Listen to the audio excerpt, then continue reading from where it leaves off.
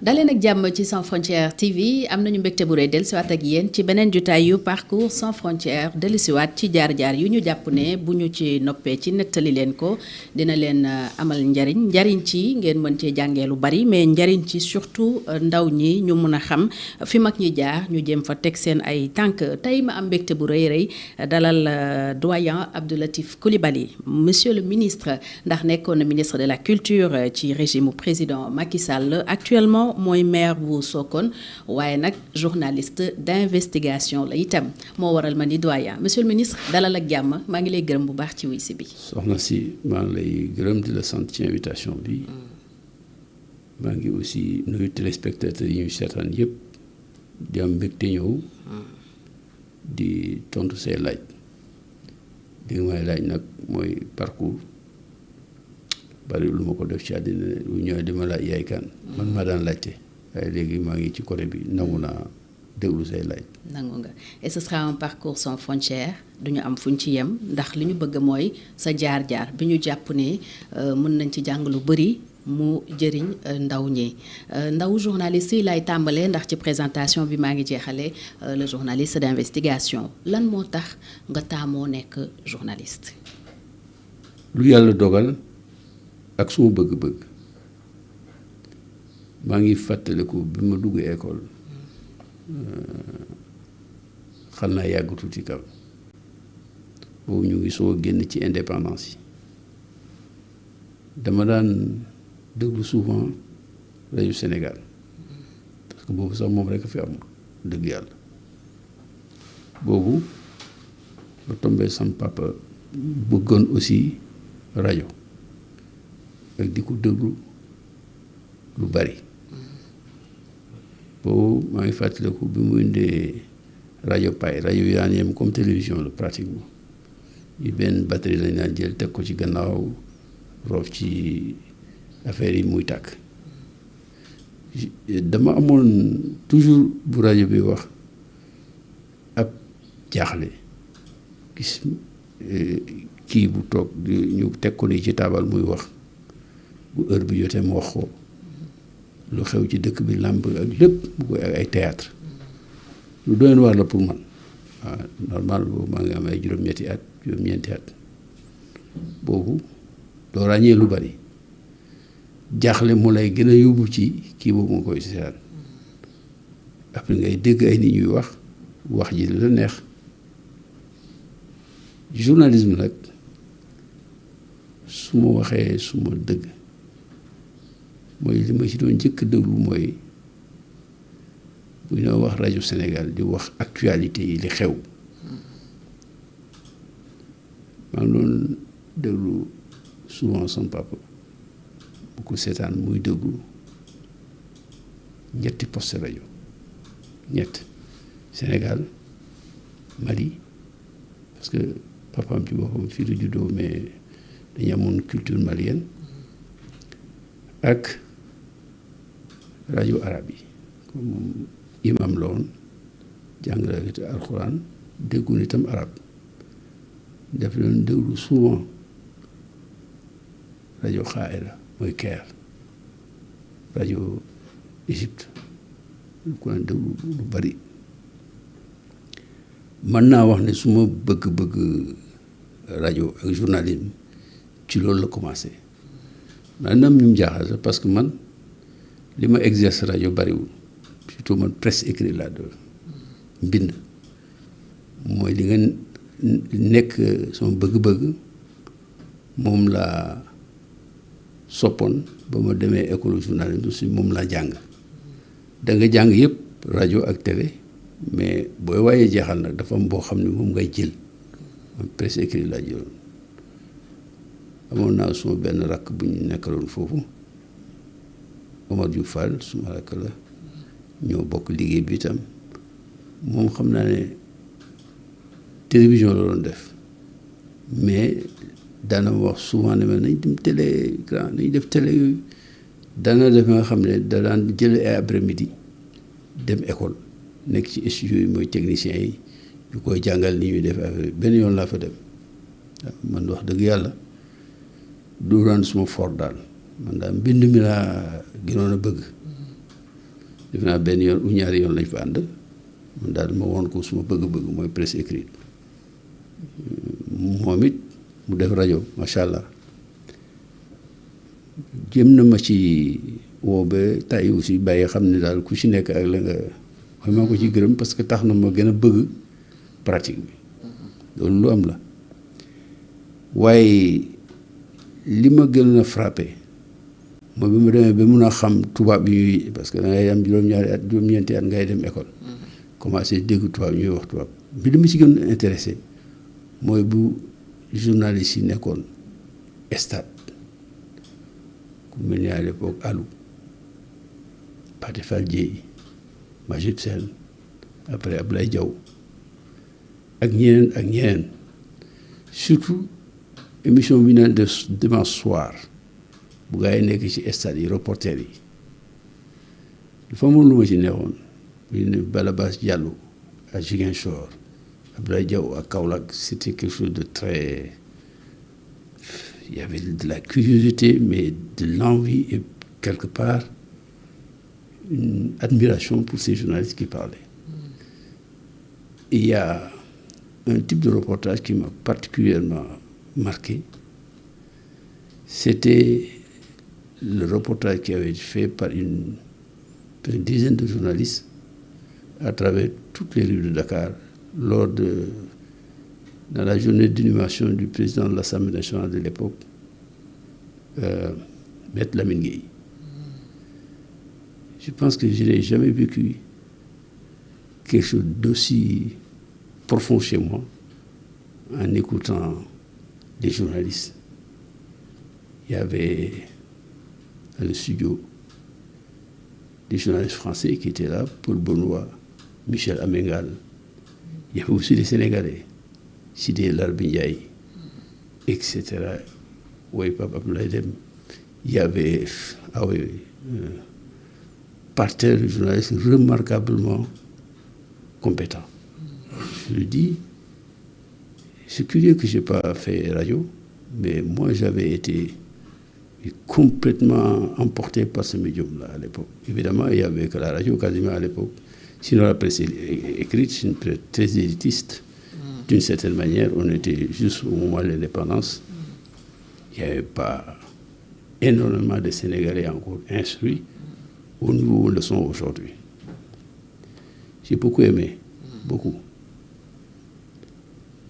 maa ngi continuer wax tubaab wolof lañu war a émission bi wolof la. wolof la kon loolu moo la dugal ci journalisme. waaw bëgg-bëgg moo ci jiitu. et puis bon ma may baccalauréat ma dem université jàng droit xam nga droit dafa nekk matière boo xam ne daf lay ubbi ci yu bari. matière yëpp koy def sax mais boobu dafa fekk dafa lëkkaloo ni journaliste di defee liggéeyam. xam actualité. di wax droit di wax yu bari quoi daf lay xala préparer ci loolu te man sa branche bi ma ci defoon mooy droit international et relations publiques te loolu daf lay gën a tax nga gën a sóobu ci mbir yooyu ay affaire relations internationales yi affaire événements yi du monde géopolitique voilà toog di déglu Nations Unies ay journalistes yu bari yoo xam ne dañu fa daan jaay ay tubaab Georges Barois par exemple kooku xam naa ne mu doon correspondant RFI foofu à l'époque loolu dafa nekkoon loo xam ne bëgg-bëgg la mais mu jokkoog nag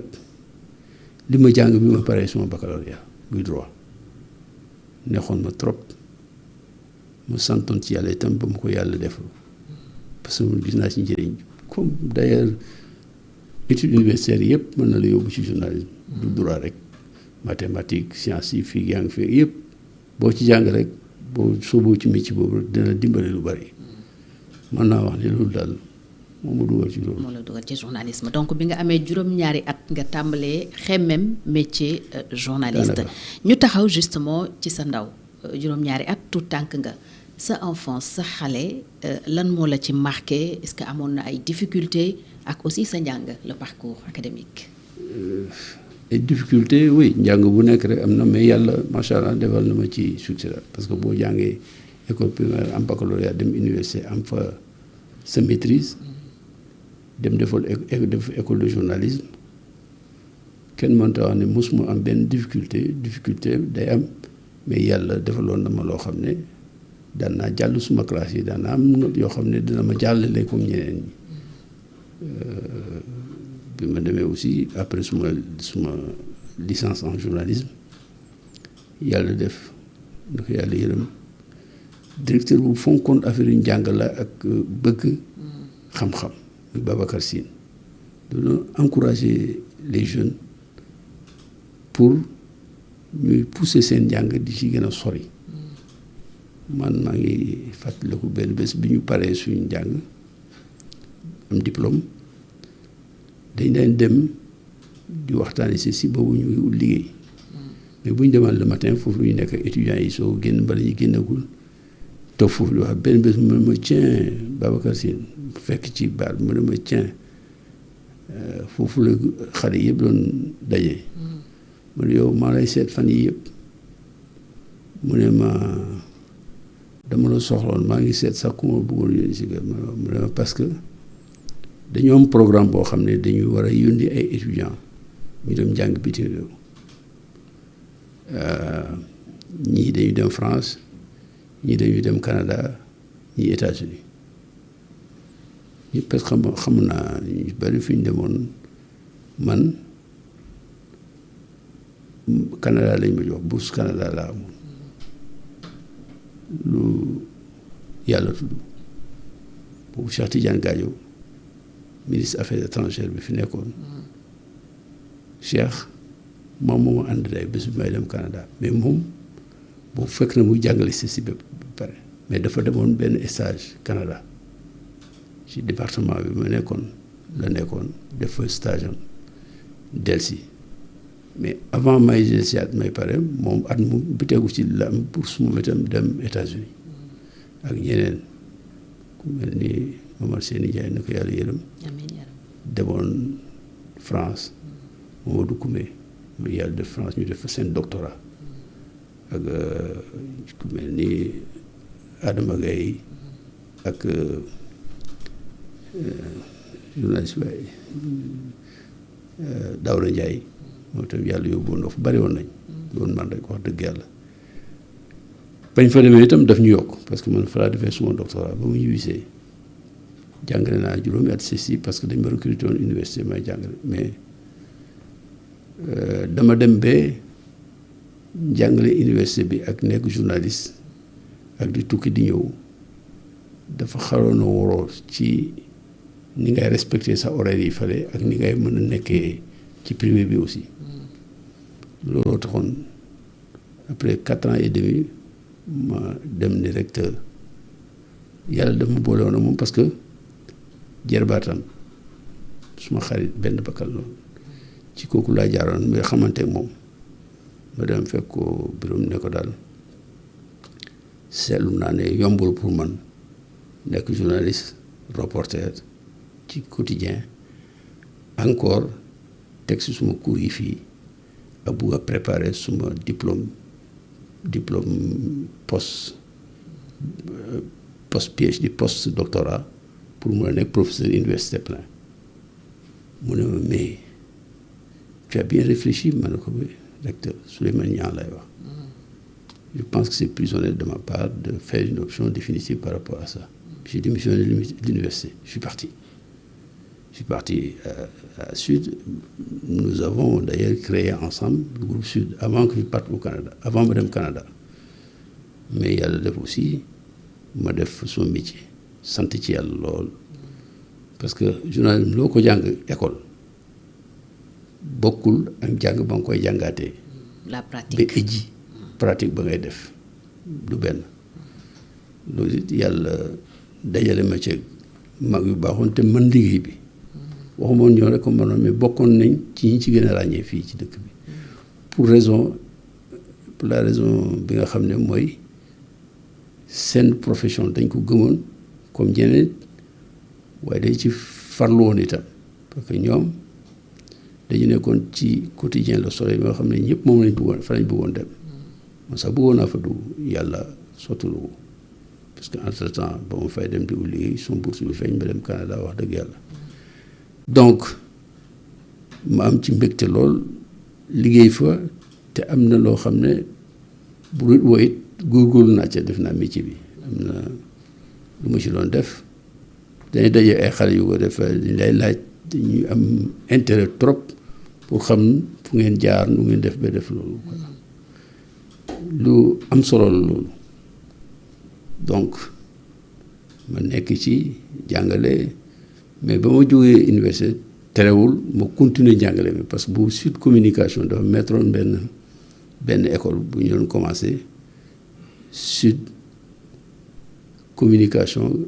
ubbi rajo ubbi école ñuy def jàngale mi yàlla mayoon na ma nekk ki nga xam ne mu jiitee école bi. mooy ISIC. voilà ñu fay jàngale nag communication ak journalisme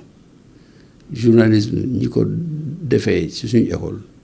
bala nga daan dugg da ngay am licence bi pare dugg def formation en journalisme bala nga def formation en communication mais boo ñëwee ak bac dañ lay nangul sa dugg mais da ngay def communication branche yëpp di nga gis journalisme mais doo ko jàngee ni nga koy jàngee par exemple boo nekkee ceci au départ mais matière communication yëpp di nga ko gis rawatina aussi journalisme parce que nañ la ko jàngal xam lan la mais doo ko jàngee ci comme booy dem pour école pratiquer wu comme booy dem ceci nga génn du pratiquer wu tey moo tax en général boo amoon li ñuy wax diplôme d'études en communication et information da ngay inscrire journalisme pour def master en journalisme bu ñëwee 2 ans complémentaires yi boo defee sa licence daf la jox diplôme bac plus 5 donc loolu lañ ko doon organiser foofu te yàlla defoon na ci aussi vraiment succès malheureusement école dafa xaal nekk loo xam ne lii yombul trop parce que en même temps élèves yi di fay da ngay def en sorte que école bi ci moom di def ay fonction de service yoo xam ne moo koy tax a stable économiquement et financièrement parlant côté boobu début bi macha allah yàlla doon nañu ci dimbale bu baax a baax mais ay yenn circonstances ci évolution média yi ci réew mi ak ci Afrique yëpp moo tax loolu wéyutoon parce que pratiquement dëkk yëpp ubbi nañ école 5 ans yi njëkk a def fii presque 10 ans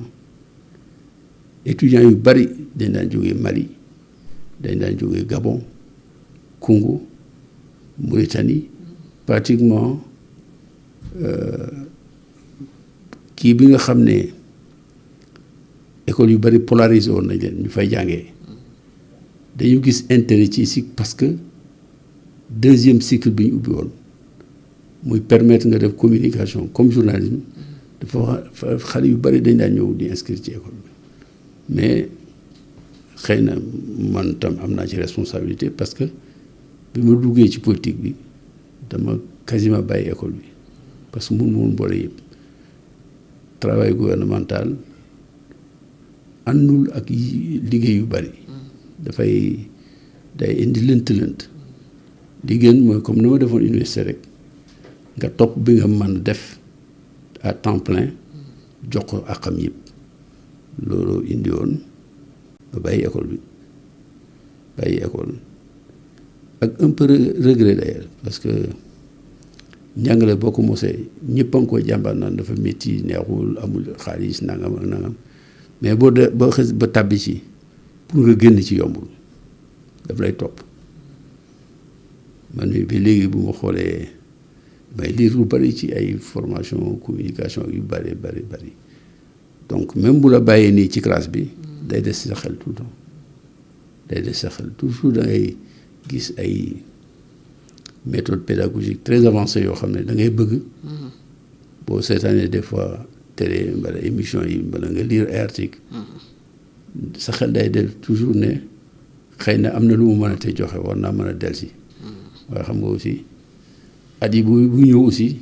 yu bari doo ko mën a ci yoo xamante dëgg loolu daal. mais xol bi da ciy nekk toujours muy dëgg lañ naan on est enseignant à vie. à vie doo ci génn doo ci nangoo génn. sa enfance yan événement ñoo la ci gën a marqué wala ban événement bi nga nekkee xale loo xam ne ba tey da nga koy fàttaliku. ci journalisme. non ci sa dund. ah oui. l'enfance ban moment moo ci gën a marqué. njàngum daara. man suñu papa élimaan la woon jàngalekat daara. waaye da nga ko xam nga boo nee xale moom affaire njàng daara moom forcé. su ma sama papa ci kër gi la doon jàngale daara taalibe yi war ko muy jàngale donc waaye des fois wax dëgg yàlla njàngum daara dafa métti. dafa métti waaye macha allah am na njëriñ loolu mais dafa métti. may fàttaliku des fois daal bu paa bi absenté woon tuuti. man maa ngi fàttaliku benn bés dafa bett au lieu que ma jàng suma mbind maa ngi ci alwa ji di fo mu ñëw xool ma ne tudd yàlla ne ma ilaa la ti suma alwa ji ma la bindal jàngula ko ngay fo toujours sax bi dafay marqué bi boo continuer danga ko réccu de mais xam nga benn bés dama toog di delsi nafar dem saas ñëw ci kër gi bu xale yi jàngee fii ma jàngee fale man tam di dellu boo saa njëkkee ñëw bindaat yoo xam ne jàngoon naa ko ñuy commencé di ijaat dama ree ma ne ko saas ma ne ko lii xam nga suma waxi papa jëla may fàttali yàlla boo ko réccu parce que li may delsi ni di jàngaat réccu bàngu réccu bi teew na waaw maa ngi sant yàlla la ma ca bëggoon naa ci yegg fa suma ñaari mag yu góor yi yeggoon waaye am na daal loo xam ne am naa ko ci sant naa ci yàlla. sant yàlla alors est-ce que am na benn difficulté boo dund ci sa xale boo xam ne mën nga ko nettaliwaat dellu si ci pour que ndaw yi am âge bi nga amoon jamono jooju mën a jàng ci ni nga surmonter difficulté boobu ba jàll. xale yëpp am nañu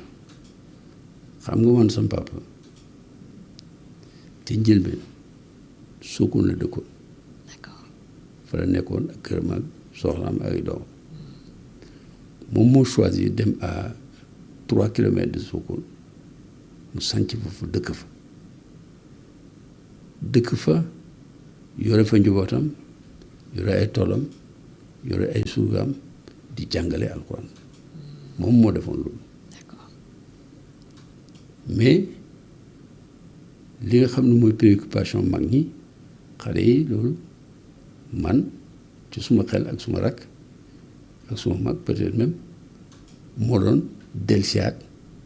fa mu dëkkoon Sokone bay fa tool yam nekkoon xam nga tool yow suba teel ñu nga jàng dara ba pare yóbbu la tool yombul de. noonu nga daan def. ba 14 ans. d'accord mu delsiyaat parce que boobu aussi c'est la vie qui force événement yi boobu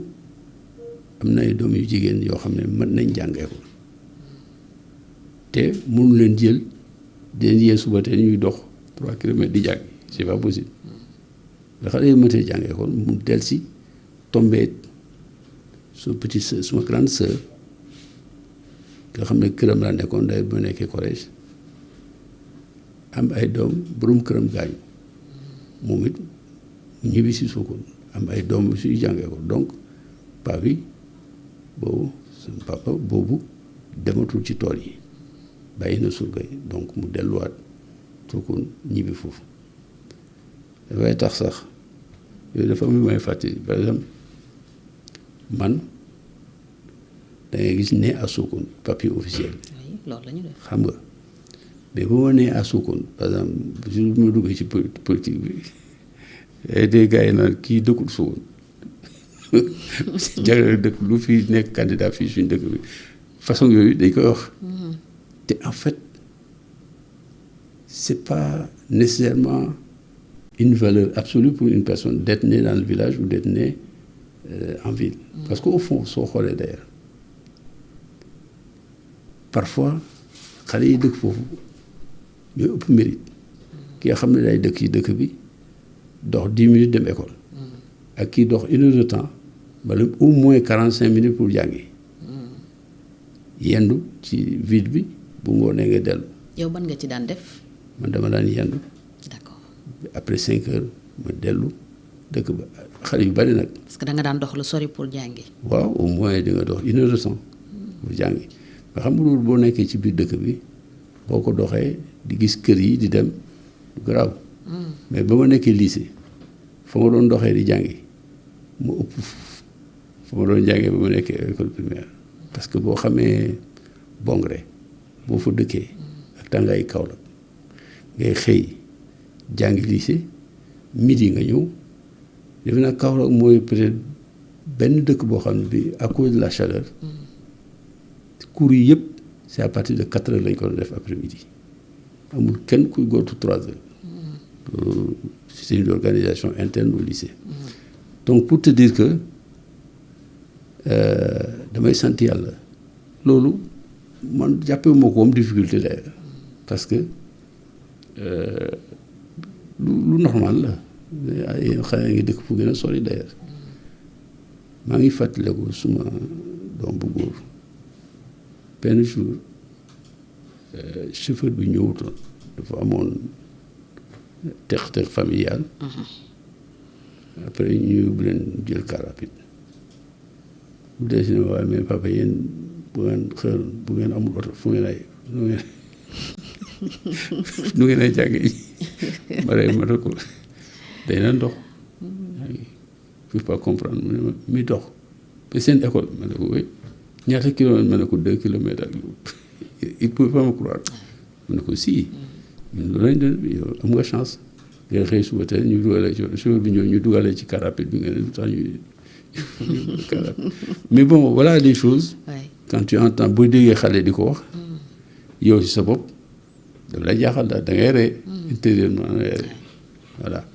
mais façon yooyu pour man du difficulté particulière parce que ça m'a pas empêché entrer en 6e j'ai réussi certificat d'études également jusqu'au baccalauréat et ensuite les études universitaires te loolu du man rek soo demee ci dëkk yi ñoo foofu d'ailleurs xale yi fépp foo dem Sénégal rek du fi may wax rek fépp foo dem Sénégal rek soit ngeen am difficulté de transport mbala ngeen am difficulté liée même soo ñëwee fan ngay dëkk moi j'avais la chance d'habiter chez l'oncle de mon père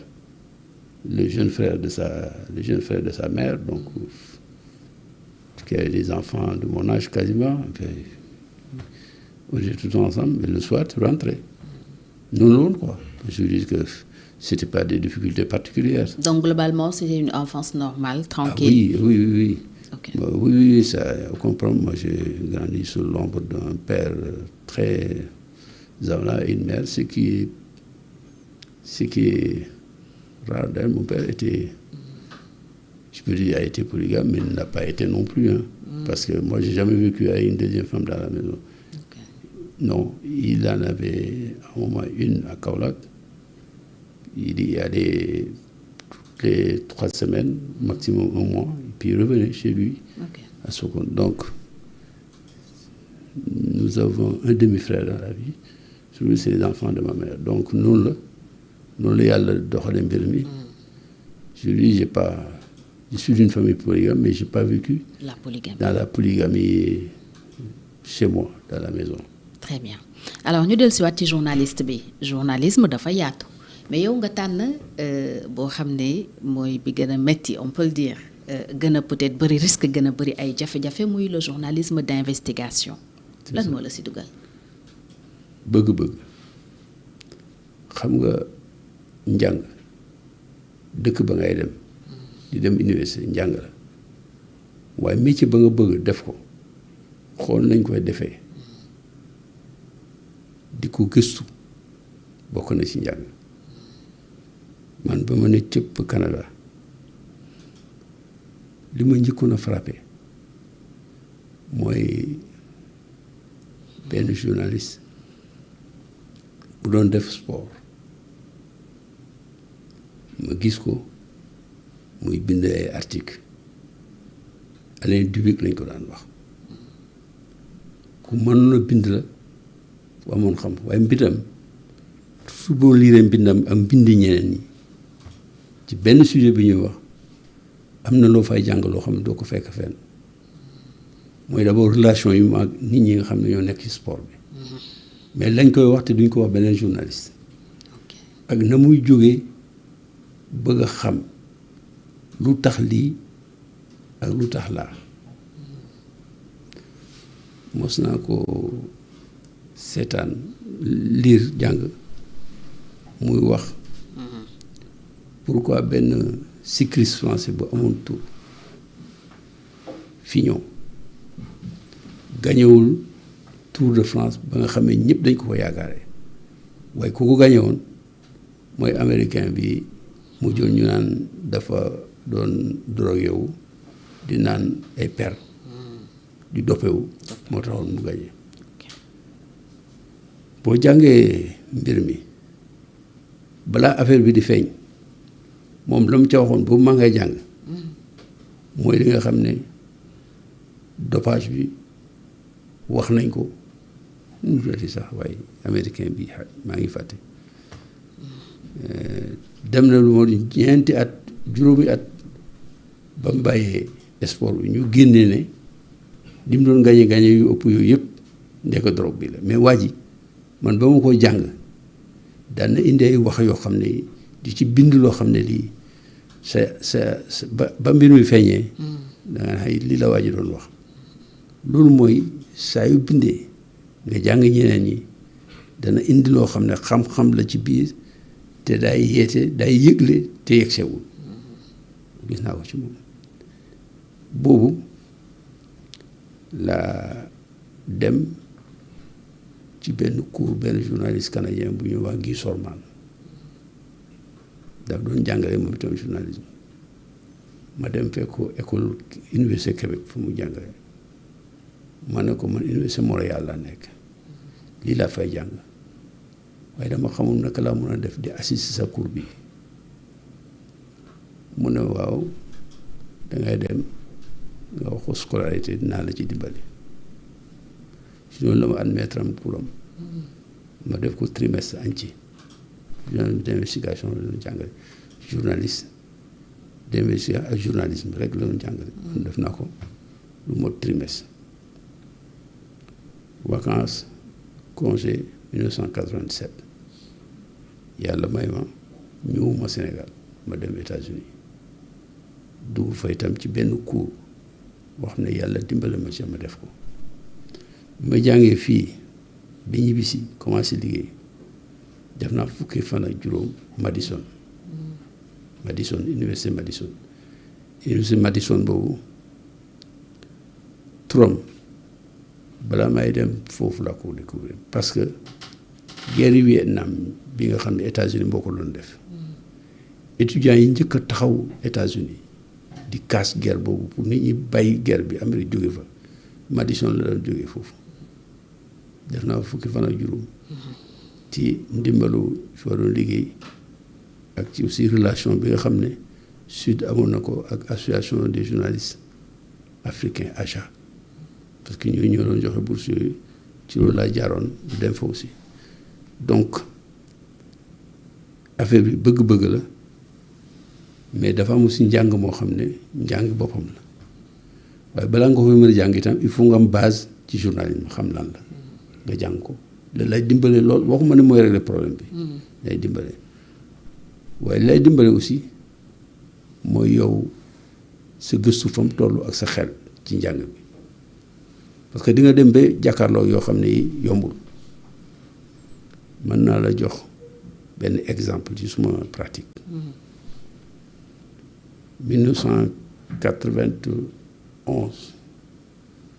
dama commencé def benn enquête ba defee enquête bi ci coup d'état 1962 bi li ñu ooyee coup d'état 1962 moo ko bindee tekk naa ci lu mot weer lu ko ëpp yàlla def ma génnee ko le 17 décembre 1992 ci Sud ba ma ko génnee Ogo Kane Diallo avocat la woon ci 1962 Ogo yàlla dafa defoon suma famille parce que suma goro bu jigéen magam moo jur Ogo Kan Diallo tombé nag moo Babacar Touré yàlla ni leen def ak waa sud yëpp donc ma dem si moom mu oolu ma ni ma lii nga publier Mamadou Dia moo ma oo léegi ne ma lii moo tax di def révision procès bi nga xam ne moom lañ ko def en 62 mu oo ma mu ne ma demal seeti ko kera dafa mel ni demal seeti yàlla bala Mamadou Dia man rajo rek laa ko daan dégg rajo rek laa dégg mu wax parce que bañ koy yàpp boobu ñun xale yu ndaw lañ xanaa bi mu génnee après boobu mag laa évidemment boobu maa ngi université donc bañ defee loolu Mamadou Dia owaat avocat bi ñu def recours pour révision du procès boobu procureur général bi nekkoon cour suprême Djibril Diallo lañ ko doon wax Djibril Camara safar la maa ngi ko xam Kaolack waxuma xam de doon dem tribunal di seetaan muy atte procureur de la république dem seeti ko mu wolu ma ne ma dañuy jot requête bu Ablaye Wade bu astafurlah Mamadou Dia tombé ñu Ablaye Wade tam yegg si pouvoir parce que la ko gën a yombal mooy Ablaye Wade ci boppam avocat bi nekkoon na ci procès bi Mamadou Dia donc daf ko yàkkamti woon Mamadou Dia tam yàkkamti woon waaye bañ engagé procédure bi xam nga góor gi Ablaye Wade moom yàlla may na ko mais doo ko jam naa ni Mamadou Dia moom politique la woon dafa doon critique lim yaakaar ci critique yooyu daal ak kii yooyu Mamadou Dia moom parce que moom it geddoon na waaye kale itam bàyyi na donc procédure bi yeggul mais moo tax ma toog ne que ma bind dara ñu jógee ci ba lu yem ni 62 procès bi gënoon rëy ci Sénégal procédure jógee ci pour ñu def révision procès bi loolu mbégte la mais aussi ci man reconnaissance la quelque part c'est important lu tax ma wax ko parce que enquête boobu bi ma ko def li ma waxal ci kilifa yu nekkoon 62 Mamadou Dia rek laa ci waxalul ak Senghor soo demee ci livre bi ma ci bind après en 99 92 la génn mais 99 def naa ci benn livre général Fall colonel la woon boobu général Fall mooy colonel bi fi nekkoon en 62 mu ngi wax ci livre bi protagonistes yi fi nekkoon yëpp te doon dund à l'époque ñu ngi ci livre bi ku ci nekk jël nga kàddu ba ki nga xam ne mu jël nekk général Belandi à l'époque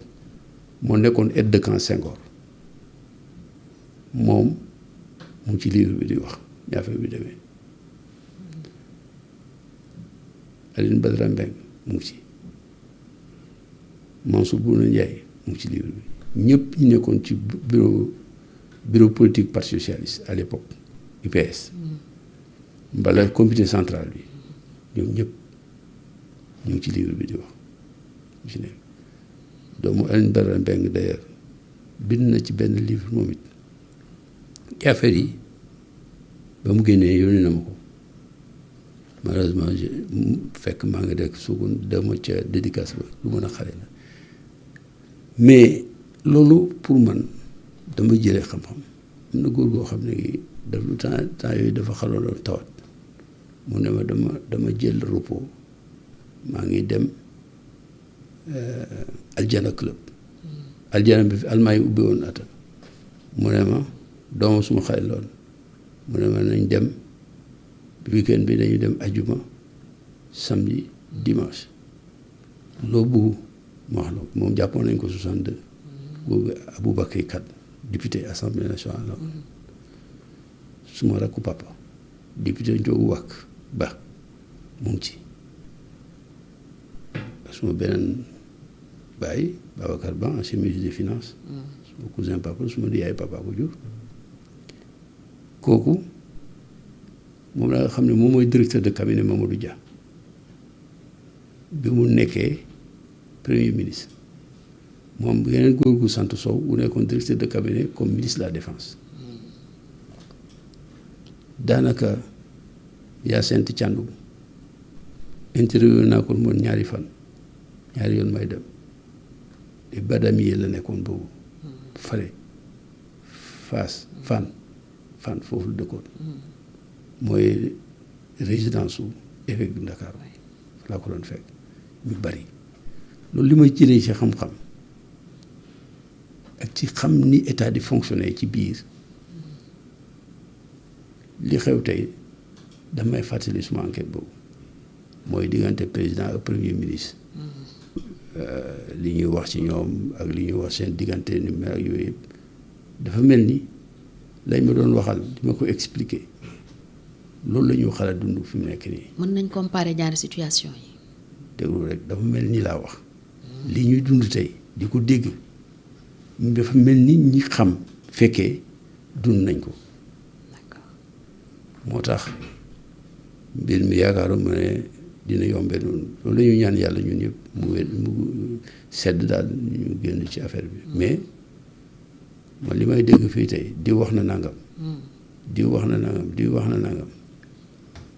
bari woon na ci de. taw Mamadou Dia Senghor. ah oui man général Alfred Diallo moo wax ne ma moom Mamadou Dia mosul coup d'état Senghor mosul ne moom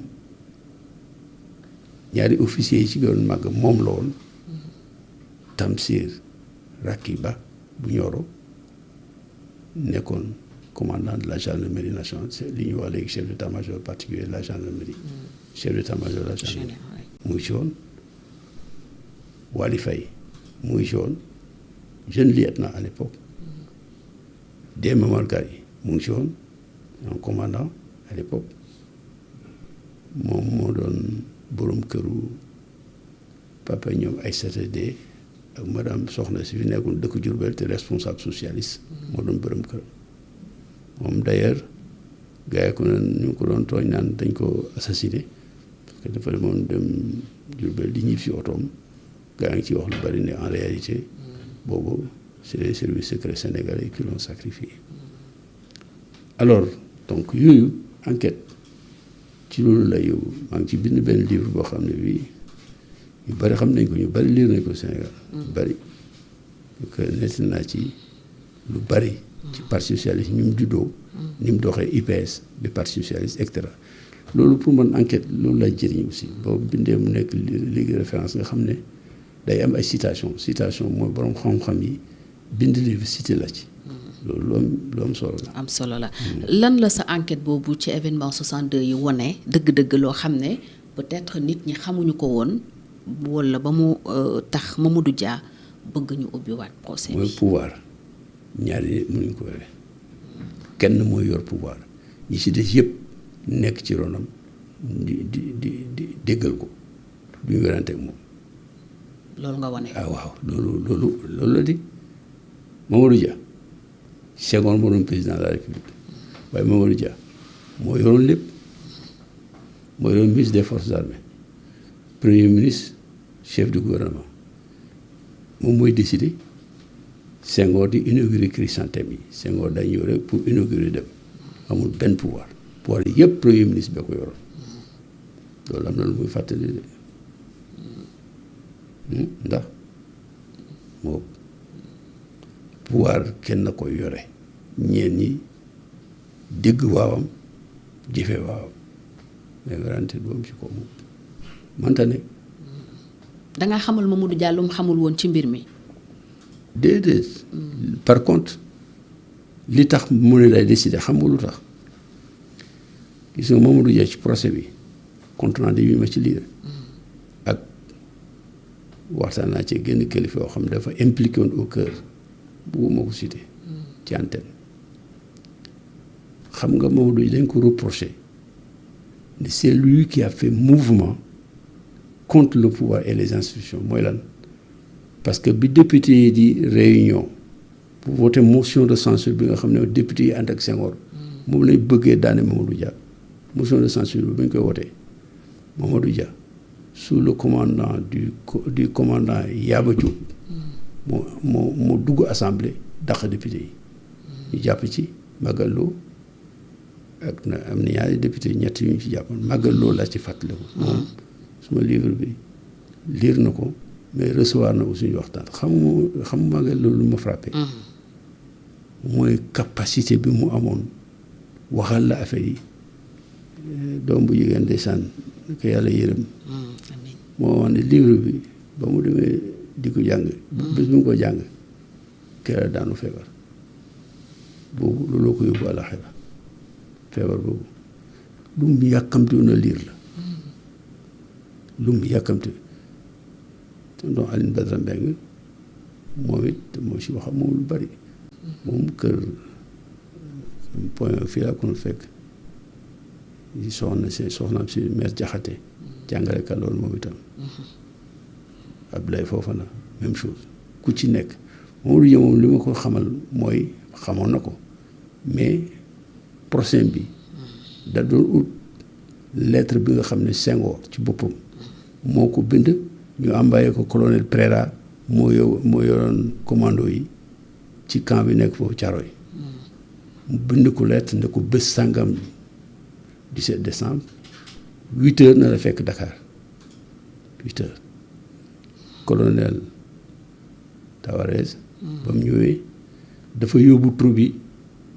installé leen buntu président de la République comme pour prévoir quelque chose qui devait se produire lettre boobu nag soxna Valdiodio Ndiaye dig nañ ko ba jour procès bi muy ubbi mu ngi toog di xaar ki ko dig parce que loolu moo doon joxe preuve ne Senghor moo njëkk a def mouvement contre les institutions de la République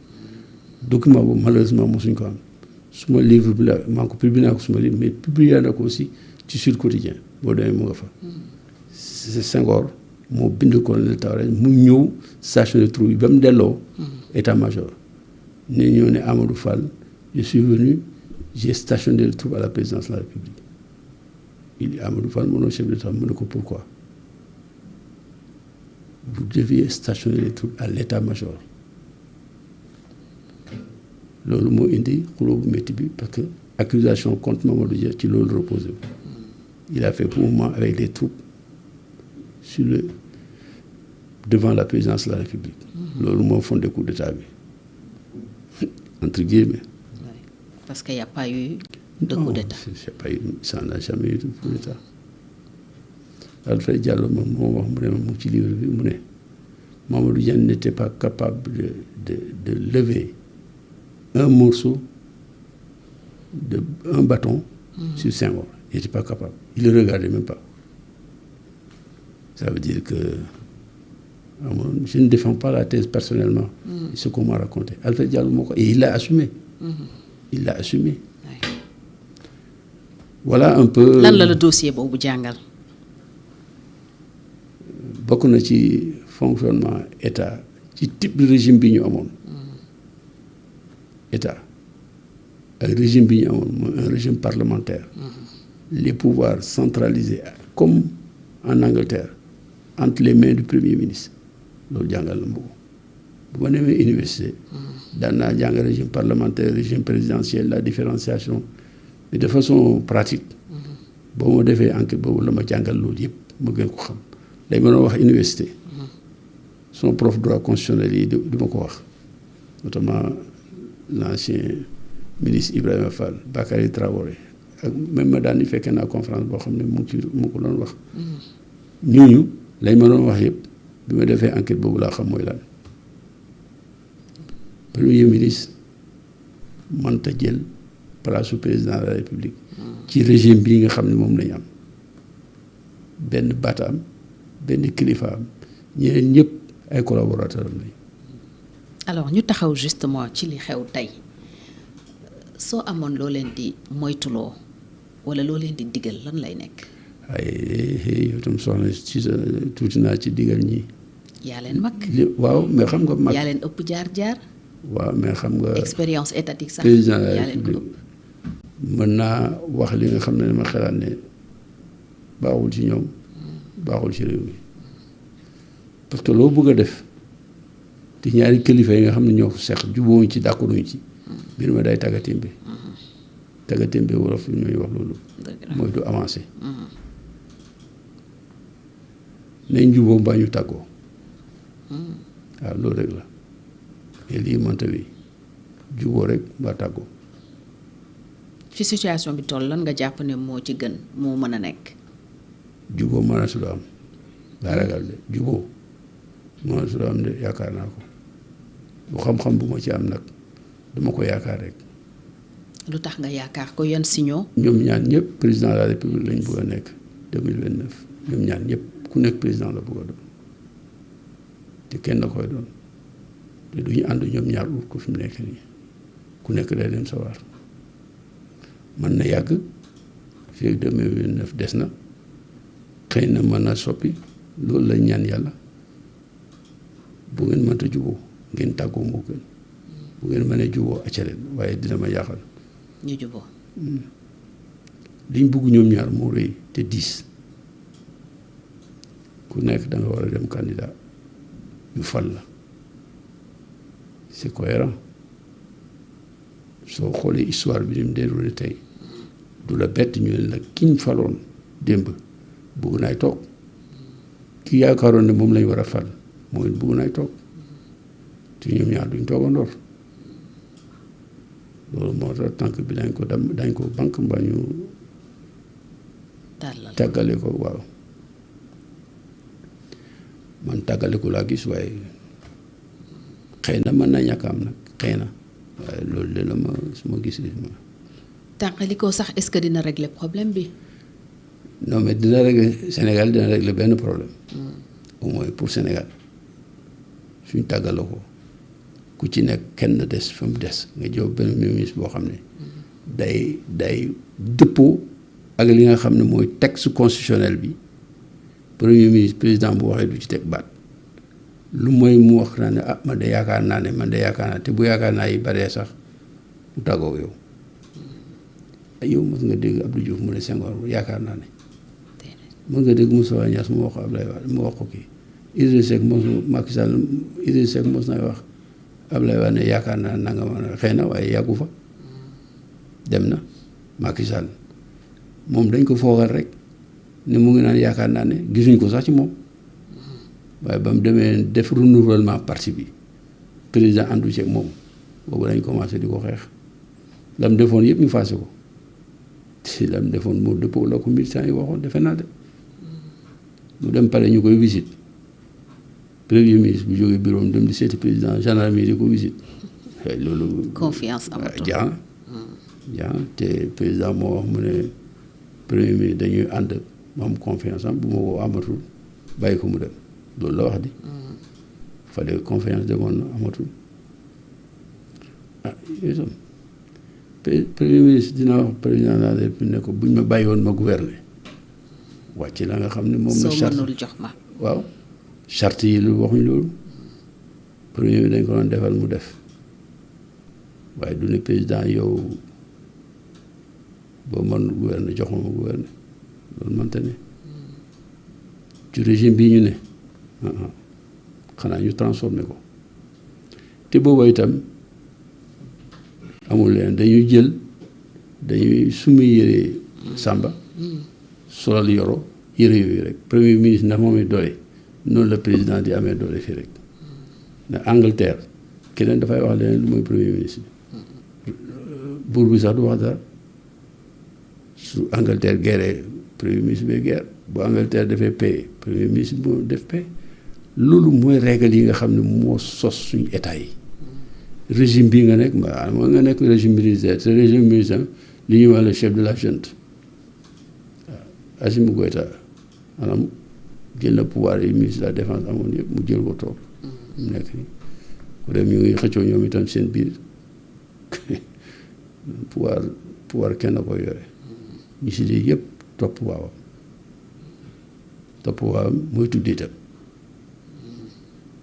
yow da nga gis président bu waxee tey ci guddi premier ministre xëy tontu ko foo mos a gisee loolu yow tamit soxna Fatou loolu amul fenn. doy na waar bëriwul luñ koy gis pour ne pas dire mosuñu ko gis alors sa expérience politique boo ko tegee ban bët ngay xoolee tey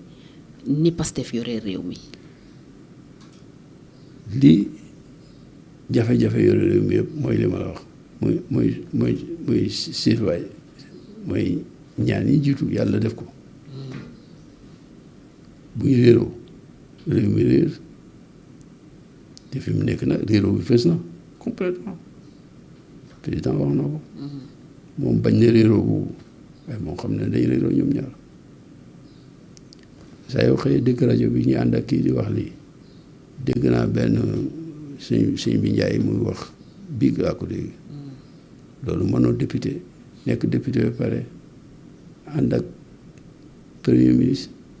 di ŋàññi yenn ŋàññi président de la république mante ne dañ koy jéem rek waaye demul fenn danañ ñëw ci liñ tàmm ak liñ miin mooy ñu am président boo xam ne ñëpp ci waa am la ñu dem ñëpp bu dee kii la mbala kaa la bu dee def nañ élection Sonko yor mbir mi ka lay ñàkk noonu lay demee bu dee Sonko moo ñàkk kii falu noonu lay demee ku mu nomeeti nga xam ne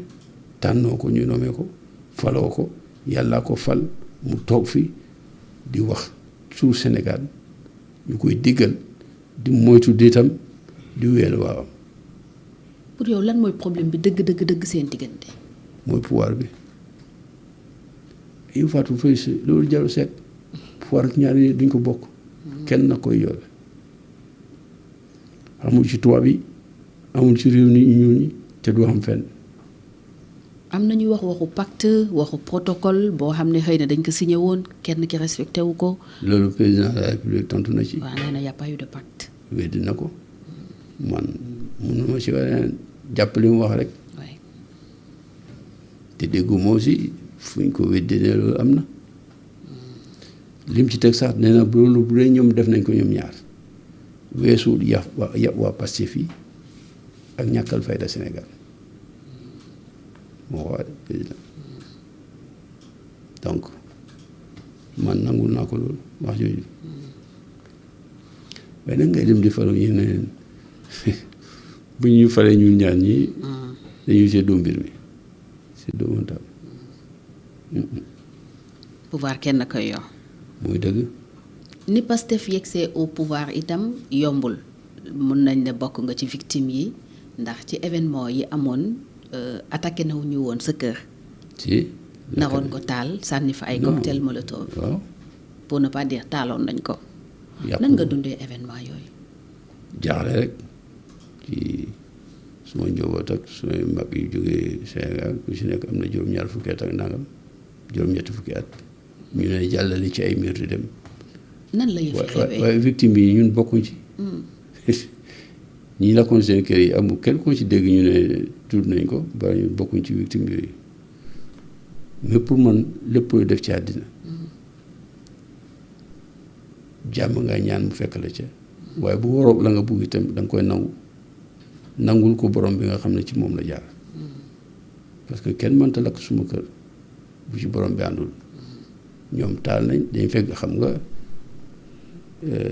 groupe électrogène yi nit ñaa ngi ko bàyyi seen bunti kër yi maa ngi ci amoon benn boo xam ne bii ëpp na 5 kW bu mag la dañ ko kos taal ko waaye comme kii la woon gasoil la dafa tàkk rek fay ñu jël ko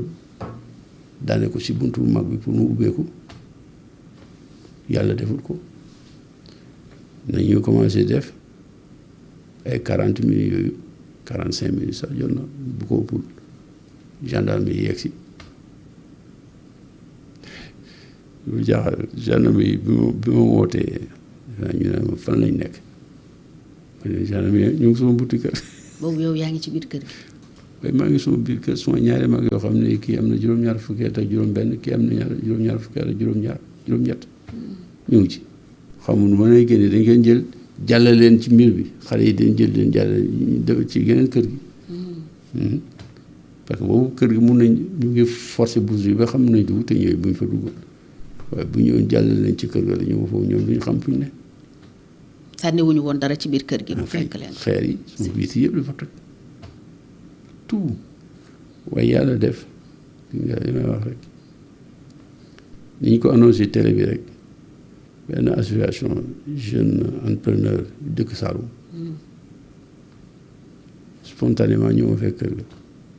jël lépp réparé ko maa ngi facture yeeg lépp tout mu nga fa wàññi fii waaye mais bon am na ñu gën a métile am na ñu ci ñàkk seen bakkan am na ci ñoo xam ne ci ñoom lañ bokkoon am na ci ñoo xam ne ñu ngi bokk ci ñeneen ñi ñàkk seen bakkan looloo gën a métti non. amul woon blessé ci sa kër. non jotuñ leen daal vitres yi daal lañ toj am na vitres yu toj yoo xam ne ñu sànni suma néeg doom d'ailleurs yàlla musal na ko ci. après da nga def plainte. plainte ma kenn loolu yaru plainte bi boobu état mooy dem constaté lépp gendarmerie foon waaw dëgg yàlla lendemain sax am nañ jiiti gendarmerie yi ñu fa ñëw ci kër ga maa ngi leen gërëm ñëw nañ ci kër ga am na aussi ay politique yoo xam ne ñoo ànd mel ni Benoît Sambou Abdou Mbow maa ngi leen gërëm ñoom politique yi gis naa leen am ñu la woo itam waaye loolu passé na yàlla doon na ci ndox mu sedd léegi. amiin alors est-ce que loolu yëpp xew comprendre nga après ñu amnistier li xewoon jamono jooju yëpp àndoon nga ci. waaw xam nga pour man c'était pas d'accord nañ ndax d'accord wuñ objectif bi pour moi c'était logique mais heureusement le droit existe le droit amnistie bi terewul poursuite yi nga xam ne def nañ ay crime torture ñi ko def waaye doo xëy ne Latif Coulibaly moo ko def ba diw sàngam moo ko def dañuy enquête def li war a def ba yegg si ca ñu ne ñii la dégg naa sax président di ci wax lu mel noonu barki démb ne da ngay enquête mais kan la ku leen rey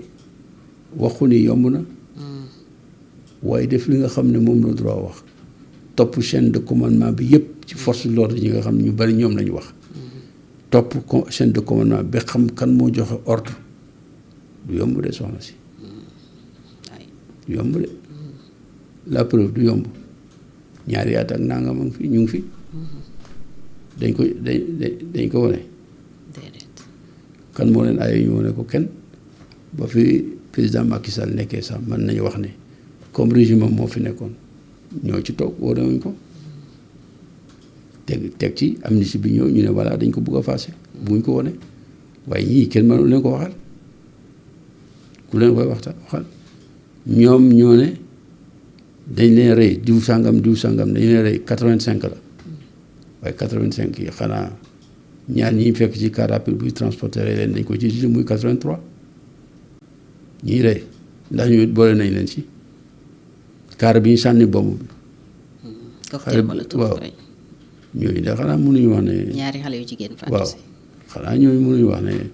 force de l'ordre yi ñoo leen rey non kenn mënu ko wax bu loolu weesoo itam soxna si dëgg mooy mujj lépp ci àddina fen ak lay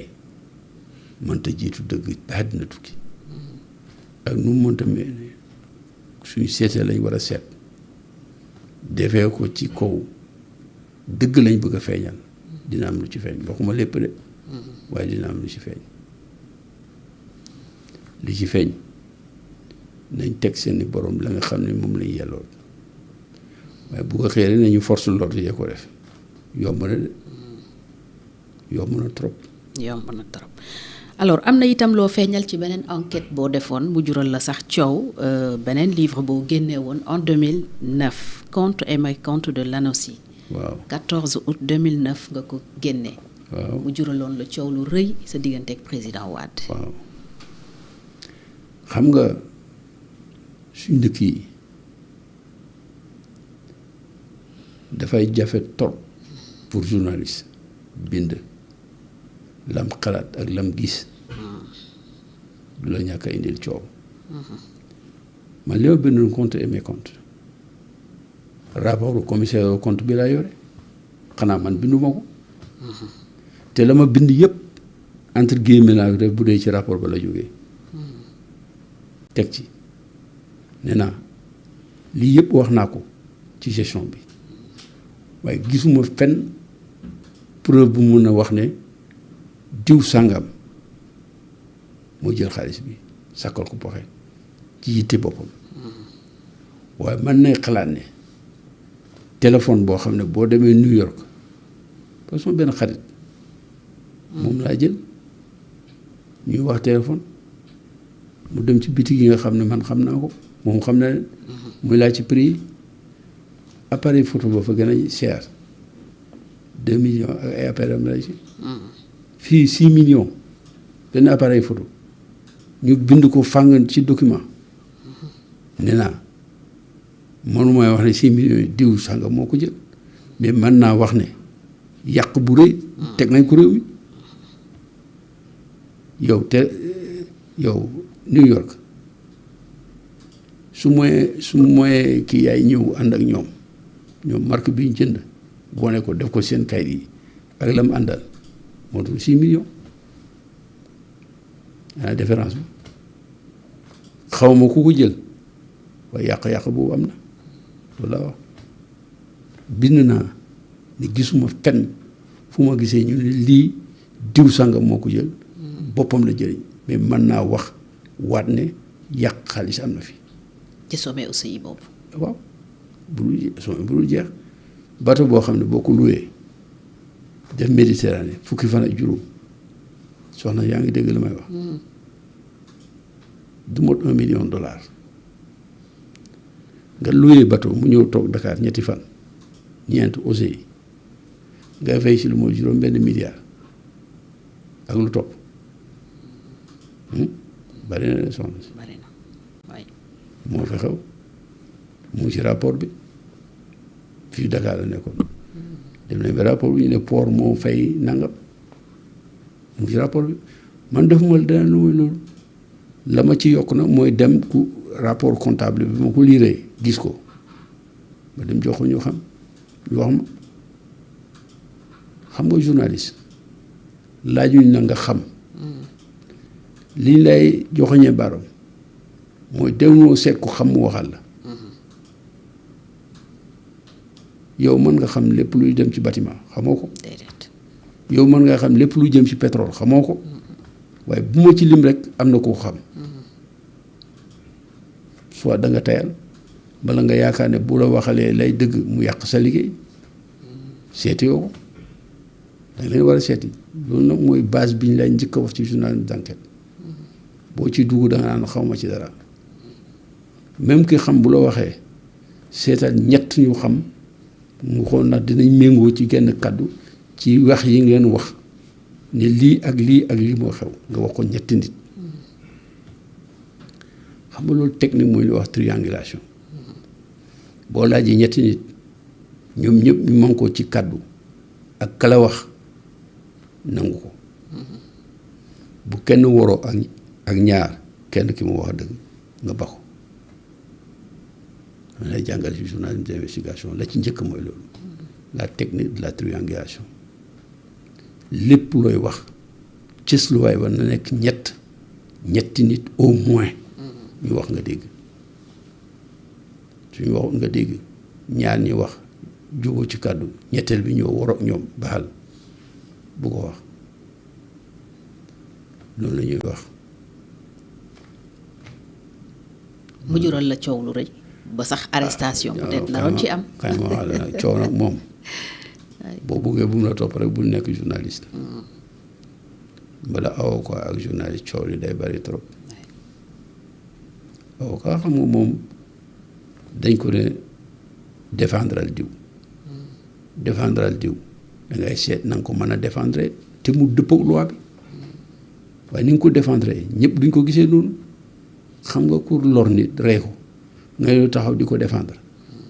mais loo wax ki nga xam ne moo jur kooku mbala moom la bokkal lu la déglu daf lay sikk rek coow moom àla kulli yàlla fa lay topp parce que ñëpp duñu d'accord ak yow mais noo dundee confrontation bi mu créé woon entre yow ak le président Wade. non et ses xam proches. nga en fait xam nga man wax dëgg yàlla du ma ko daan dund sax parce que président Wade moom amoon na droit li ma wax d'accord ci benn bés rek la dégg mu wax loo xam ne lii neexul moom mooy ba ma waxee ne Abdou Latif Coulibaly mu ne man la bëgg a weer waaye ku am ku dudu lakk dama fàttali quelques mois avant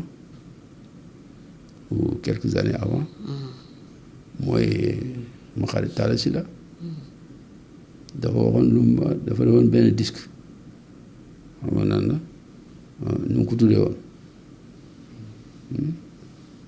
ñu fekk si maa ngi fàtt na ko yàlla yërëm maam les na ko yàlla xare àjjana mu ne boo muutul fii président bi na xëy ba wax mécanicien yi naka la ñuy defaree seen oto yi naan lay wàccal balaa dégg. voilà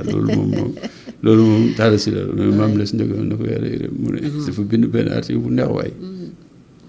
mu ne boo muutul président bi balaa muy wàcc dina dem ci atelier mécanicien yi naan leen seen oto yi ni ngeen ko war a defaree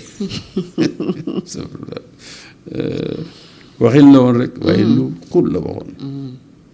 lu xóot waaw loolu wax na ko waaw en fait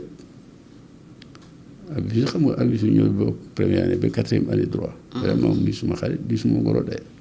parce que rakam muy si ak suma jarbaat yàlla lu lay def mu ne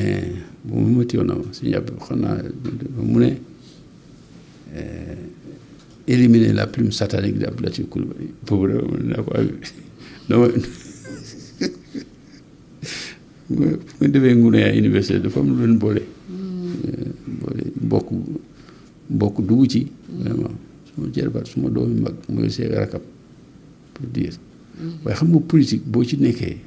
des fois di nga yegg si yenn xalaat yi wax yoo xam ne yi sax bu ci génnee da nga koy rëccu dëgg yàlla. oui on a appris que président Wade décidé woon na même pour ñu teg la loxo wala pour ñu woolu la en tout cas. loolu day fekk mu nekk ci waroowul ak li ma daan def. waroowul c'est-à-dire xam nga ñun suñu réew bi dañu jàpp journaliste Mitterrand lu ko journaliste yi waxul France musul porter plainte journaliste bu gouvernement bi waxee sax mu leen bu ko kenn def loolu mooy démocratie dafa jafe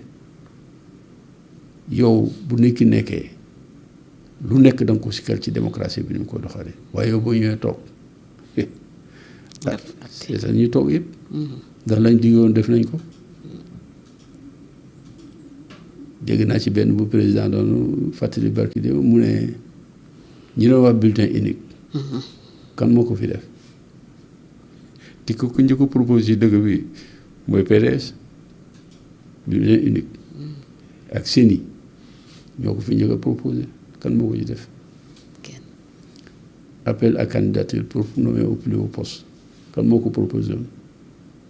Pastef anamu def nañu defaguñ ko de. ñu ne nañ am na yu poste yu ñu ko def la ñu wax de gisaguma ko poste yu am importance yëpp président kese moo nommé parfois sax contre signature bi du am am na ci kenn de xam naa ki sant Ndiaye tey ne moon ko ci port bi ba tey jëlagul fonction. déedéet contre signé wuñ premier ministre da war a contre signé mooy bu président signé moom it mu signé loolu lay wane ne ànd na ci te looloo koy may doole itam soxna Fatou noonu la demee. noonu la demee alors beneen livre également boo xam ni yëngal na Sénégal yaa ngi ko génnee en 2005 affaire Maître Sèye un meurtre sur commande. waaw boobu itam neex la may rek. loo jublu woon ci bind ko enquête bi lan nga ci doon bëgg a wone. dara lu may jéem a seet rek li nga xam ne mooy suma métier la am waaye yow soxna si dama njëkk a jaaxle mooy bañ a métier yi rey nañ ko rapport bi nga xam ne moom la gars yi def gendarmerie bañ koy bind 16h jotagul 15h30 lañ déclaré 16h moins gendarme yi wër kër ñi nga xam ne ñoom ñoo yaakaar ñoom lañ def commande bi kër Ablaye Wade kër Jean-Paul Dias Ousmane Ngom astafurlah Ousmane Kale ki sant ki nekkoon ci affaire yi centrale Samuel Sarr ñoom ñëpp ñu encadré leen war leen a jàpp yow ki rey xamaguñ ko nga jàpp ne commanditaire bi diw la xanaa balaa ngay xam kii rey te kenn kañ jàppoon sax siixandooram lañ jàpp Assane Diop bañ jàppoon siixandooram lañ jàpp ñu ne jàpp nañ kenn ki ñetti fan après dañ leen jàpp waaw yow man boobu journaliste la dañuy dem kër Ablaye Wade ñu def conférence de presse génnaguñ si conférence de presse bi fa lañ ñu wone ne dañ ko commandité mais ñi ko commandité dañoo dugal Ablaye Wade commencé di citer ay noms loolu dafa doy waar waaye li doyoon waar mooy oto bi nga xam ne bii man wóor na ma ne bañ koy jënduñ ko woon pour mu dem rey nit dañ ko jënd pour aider ay xale yu fi nekkoon utal leen tool utal leen oto ñu nekk ci pour dem tool bi mooy oto bi ñu duggoon ba ñu rey médecin waaye yow conférence de presse boobu ñoom bañ fa génne dañu orienté fa lañ dóoral Nicolas Balik dafa demoon couvrir conférence de presse bi man demoon naa fa Demba Ndiaye ñu àndoon bañ génne dama ne ko man Demba affaire bi jaaxal na ma mais ñun naka la ñuy orienté premier ministre Habib Thiam ak ma ne ko premier ministre naka la ñuy xalaat yi àddina muy dem di pour dugal Ablaye Wade rek muy dem di organiser attentat contre Messi waaye seen nañ xool lu yenu maanaa loolu man mënuma ko nangu si àddina suma xel mii gàttu xel loolu daf ma topp ba bañ génnee ci affaire bi dañ génne ci affaire bi d'ailleurs duma rek ma jàmbar Diagne bind na après bind na def naa ci benn postface ou préface waaw ma ne ko yow moom lettre yi nga xam ne gars yi ñoo ko doon bind prison di ko yónnee walla moo tax ma xam ne justice jotuñu na nga xam ne mooy preuve yi leen jox enquête ya yeggut fa moo tax ñu bàyyi ko di xam naa bu yeggoon tribunal atte ko dañ naan relaxé au profit du doute parce que wóoruñu parce que affaire bi dafa jaxasoo trop am na ci kenn jàppoon nañ ko croquis cour constitutionnel bi fi ñu ko doon defee croquis yi lañ jël croquis bâtiment bi lañ gis ci bagage am bi jàpp ko aéroport waaw croquis bâtiment lu muy def ci saagi koo xam ne nekkul ingénieur nekkul architecte croquis loolu la cour suprême amoon ci loolu la juge yi amoon jaana mais croquis bu dugal sa saag rek loolu dana tax ñu jàppale ne yaa rey nit waaye nañ waxante dëgg soxna Fatou yu ni mel nag bokk na ci nga xam ne ñoo jaxase affaire bi tey avec le recul lan mooy sa conviction ci boobu dossier ñi ngi jëmaat le 15 mai 1993 mais chaque fois que anniversaire boobu ñëwaat dossier médecin yi donte amnistié nañu les faits day tegwaat ci table ji ndax ba tey dese naa leer fekkee nga ko enquête nga ci liggéey nga ci lan moo ci sa intime conviction. Fatou Amérique mooy réew mi gën a rëy ci àddina mooy réew mi ëpp puissance ci àddina ana seen président bi dañ ko tey jam ko bati fetal ci bopp bi ak ci dox bi ci kii bi ana enquête ba maa di France demul fenn dafa am moment yoo xam ne dafay nekk sax ma yàlla jéggal sutura réew ak intérêt yenn dëgg yi bu mu feeñ fa la am te nekk suñ ko indi yoon appliqué ko dans toute sa rigueur dina jafe pour suñu réew mi génn ci booba tànn xam nga lu ni mel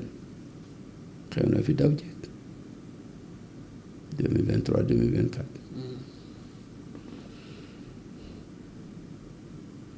daanaka état defutoon dara mbala jéemu ci fu mu waroon a yegg pour Adji Sarr mii ak la xewoon ñu àtte waxuma ñu jàpp nit de waaye àtte am ñu xam dafa am moment yoo xam ne day jafe lool yenn dëgg yi ñu établir ko du yomb ku ne dina yomb itam waxu dëgg des fois la société et la communauté a intérêt à ce que certaines vérités ne soient pas dites man loolu laa gëm. sa livre bi lan la ñëw leeral ci mbir moomu lan la apporté lu bees comme ci livre bi nga jagleeloon mbiru Mamadou Dia Senghor wala waaw xam nga nature yi du benn la ma indi daal mooy la nga xam ne ñu nekkoon ca kaso ba ñu jàppale ne ñoom la doon nañ ko bind Ablaye Wade di ko reproché te li leeral weesul ko nga xam ne bokk na ca ñetti nit ña nekkoon ca oto ba ñi rey ki tiire ki toogoon ci wetam mu ñëw nettali ma muy kan Pape Ibrahima Jaxate moom la woon Assane Diop ak Clédor ñu nekkoon ci oto bi ñu fete kenn waroon naay dem am na keneen koo xam ne dafa mais day naroon xat gannaaw oto bi dañ naroon xat kooku wàcc loolu rek a tax sinon moom itam def ci na mais waroon na dem ci moment ñu ne ko tirekat bi ne ko attention ni ñuy xate nii ci gannaaw tiire bi du mën na mooy kooku Pape Ibrahima Jaxate ci boppam moom dama ko enregistré wax li ma wax yëpp ban heure la ñu waroon dem jàkka ja ginnaaw gi ñu fomm jàkka yi ak yooyu yëpp netti na ko te loolu di ko kenn ku wéy di des lettres yéen doon bind di ko jox avocat mu ko jox ñi ko waroon a jox Ablaye Wade mu ngi ci di ko wax lan laaj xaalis di wane ne ñoom liñ dugg dañ leen ci dugal kon buñ leen fa fàtte ay yu seetoon ni ñoom ba ñëwee pouvoir rek lañ gracier gars yi ñu dem loolu jaaxal la jaaxal na ñëpp après ñu amnistier les faits à travers la loi Ezzan noonu la amnistier grâce kay doyoon na waaye ñu gracier amnistier faits yi kenn mënu ci dellusi waaw noonu la noonu lañ ko buggee. mais ba tey polémique baa ngi fii entre est-ce que c'est le camp Ablaye Wade est-ce que socialiste yi la parce que tam bëri na loo xam ne mi ngi ci biir procès bi ndeysaan te leerul. Ami jën na ko yàlla yërëm. amiin boo ko Clédor di accusé ca tribunal ba mu ne ko way Ami mu ne way Clédor mi yaa bëgg nijaay man du ma sa nijaay xaw ma la waaye yaa bëgg nijaay foofu wax na dëgg góor moom ndeysaan xëy rek ne ko yow yaa commandité affaire bi ci yow laa bi ci am jaar safurla bés penc di métti de loolu yëpp nañu xam ne mu demee ñu yàlla yóbboo yàlla yéex amiin yaa rabbi lan la Sénégal war a jàng ci situation boobu mu traversé en 93 liñ ci war a jàng daal mooy politique nañ ko defee ci sago falu jaru yenn yi surtout bakkan jaru amul benn bakkan bu mérité daanu parce que simplement yow da nga bëgg a dem pouvoir dégg naa ñuy wax fii naan martyr dégg naa ñuy wax fii ni sacrifice non pas vrai il y a aucun combat qui mérite qu'on sacrifie des gens amut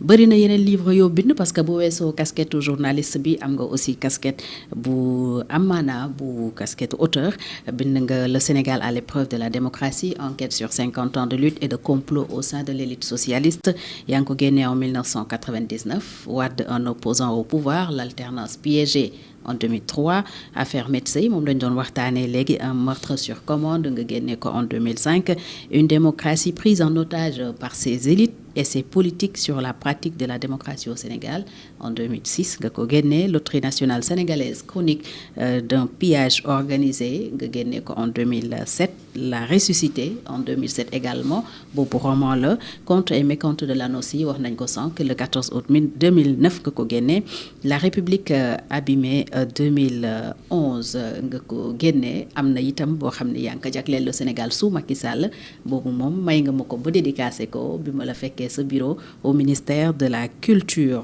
tànn nañu ci ñett yoo xam ne dafa lëkkaloo ak ay événements politiques yu Sénégal traversé xëy na livre bu ci nekk mënoon nañ cee taxaw dina am lu mu jàngale mais comme yoon yemul ci benn jàpp naa ne mën nañu yem ci ñett yooyu ñu fi jukki bu dul am na peut-être beneen bu la intéressé boo xam ni am na loo ci bëgg a wax pour sénégalais yi jàpp ko. loolu de xam naa enfin maa ngi ñaan yàlla mu mooy ma kàttan. amiin li ma la nettali fii suma jaar profession boo ko. waaw loolu bëgg naa ko. bëgg naa bëggu ma ne aussi xam nga ñun. da ngay gis ku liggéey ba retraité yàlla may ko jàmm ak sutura waaye lim def ci boppam ak lim xam ci métier da nga koy wër rek bu demee dootoo ci mën dara am naa suma benn papa yàlla dafa defoon mu sori lool ci biir réew mi comme politique comme ministre benn bés dama dem bureau wóolu ma dem mu ne ma maintenant j'ai plus le temps de m'asseoir d'écrire machin mais faut venir au moins une fois par semaine on se rencontre nga noté boo bindee ba pare nga jox ma ko ñu def ko pendant 2 mois tonton léegi j'ai fait le résumé sur une 60aine de pages les premiers ma yóbbu mu lire ko ba pare mais c'est très bien j'ai rien à dire par rapport ñu toog ma war a jëli copie mu ne ma defal naa lay annotation il faut venir prendre ça ma dem ñëw mu ne ma Abdou mu ne ma tu as raison je dois écrire mais ñi ñëpp ñi ma tudd ak ñi ma tuddul su may nawle lañ su may wóllëre lañ woon ñu fi bari tey dem nañ seeni doom a ngi fi ça m'est insupportable qu'ils lisent sous ma plume des choses que je suis obligé de raconter qui concernent leurs parents. Ça me fera plus d'ennemis que d'amis. Et au fond, je me sentirai moi-même me trahir. Laisse-moi encore le document, je vais lire ça et je vais le faire lire à quelqu'un qui est proche. Non, il ne faut pas te sentir lié pour la publication. Moi, je suis prêt à vous faire le suivi. C'est pas grave du tout. Mais je considère que ce que vous dites, c'est très important pour la postérité. Mais puisque vous en êtes à ce niveau-là, de dire que vous-même vous ne vous sentirez pas bien dans votre peau, ce n'est pas la peine. On doit tous se sentir à l'aise une fois que vous avez lâché vos écrits dans le public. Sinon, ce n'est pas la peine. C'est comme ça qu'on a conclu. On a fini comme ça. Il m'a fait une demande que j'ai acceptée. De céder le manuscrit. Il verra, mais en fait, il a dû le brûler. Il pouvait, je comprenais très bien. Oui, ou le déchirer. Oui. Yow li nga bind yëpp mosoo ci am sentiment bi góor gi amoon. Ah non, peut-être que j'étais inconscient, je ne sais pas moi. Moi, je n'ai jamais eu de sentiment ni de gloire, ni de, je ne sais pas comment dire, ni de fierté particulière. Je crois avoir fait mon métier de journaliste. Ni rien à vous reprocher. Non, pas du tout. Je me reproche parfois même peut-être d'avoir pas suffisamment dit certaines choses. Comme là. Bon, d'avoir omis de dire des choses qu'on m'a dites dans des confidences où les gens ne se révélaient pas nécessairement, mais vous, parfois, vous êtes capable, quand vous connaissez bien le pays, ça marche, de situer des gens, au moins une personne ou deux, dire que c'est eux qui sont à la base de ça. Vous savez, quand vous êtes dans